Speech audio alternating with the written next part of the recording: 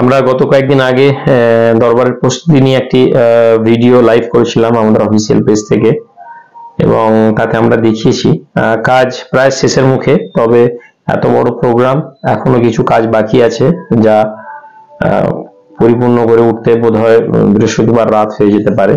তবে আলহামদুলিল্লাহ মোটামুটি পুরোপুরি আমরা প্রস্তুত আছি মেহমানদের জন্য, মেহমানদারি করার জন্য, এবং সমস্ত ধরনের সুযোগ সুবিধা যেভাবে দরবার শরীফে আগত মেহমানদেরকে দেওয়া হয় তার জন্য।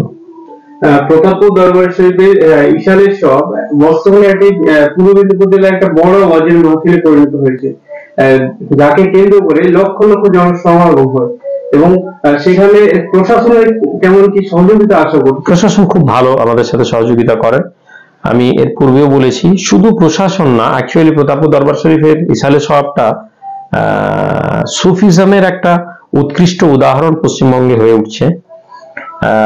তার কারণ হচ্ছে যে দরবার শরীফের জলসায় প্রশাসনিকভাবে যেভাবে সহযোগিতা পাওয়া দরকার, ভলেন্টিয়ার থেকে নিয়ে পুলিশের, ট্রাফিক থেকে নিয়ে সমস্ত ধরনের সহযোগিতা যেমন আমরা পাই, রাজনৈতিকভাবেও আমাদের এলাকার বিভিন্ন মতালম্বী রাজনৈতিক দলের লোকেরা, তাদেরকেও আমরা দেখি যে তারাও তাদের মতন করে এসে ভলেন্টিয়ারি সার্ভিস দেন। ফাইন্যান্সিয়াল হেল্প ছাড়া আমাদের সব ধরনের হেল্প আমরা দরবার শরীফে পাই এবং আমরা নিই। খালি ফাইন্যান্সিয়াল হেল্প কোনো রাজনৈতিক বা কোনো অর্গানাইজেশন থেকে আমরা নিই না।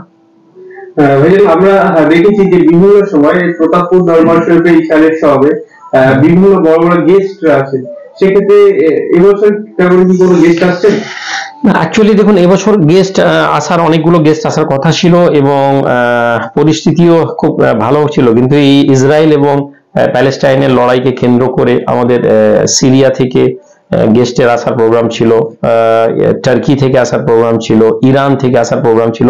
আমরা তো এগুলো আগে থেকে ডিসকাস করি না, কারণ ইন্টারন্যাশনাল যেহেতু যারা স্পিকার থাকেন বা গেস্ট থাকেন বা লেকচারার থাকেন, তাদের ভিসা রিলেটেড কিছু ইস্যু থাকে। এই জন্য আমরা কখনো কোনো দরবার শরীফে কখনো কাউকে আমরা বলি না যে কে আসবেন না আসবেন।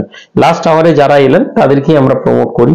তো এবছর ইসরায়েল প্যালেস্টাইনের ইস্যু নিয়ে মিডল ইস্ট খুবই একটা ডিসব্যালেন্স হয়ে আছে। আমরাও এই জন্য সিকিউরিটি, নিরাপত্তা, ওভারঅল আমরা ভারতের নাগরিক, ভারতের সংবিধান এবং ভারতের সিকিউরিটি বা ভারতের স্বরাষ্ট্র দপ্তর যেখানে যেখানে আমাদের যতটা যে ইনফর্ম করা দরকার, বা আমাদের যারা ওয়েল উইসার আছেন, আমাদেরকে যারা গাইড করেন, তাদেরও পরামর্শ ছিল যে এবছর বাইরে থেকে গেস্ট না নিয়ে এলেই ভালো হয়, বিশেষ করে মিডল ইস্টের গেস্ট। তো আমরা এবছর কাউকে সেই জন্য আর ইনভাইট করিনি।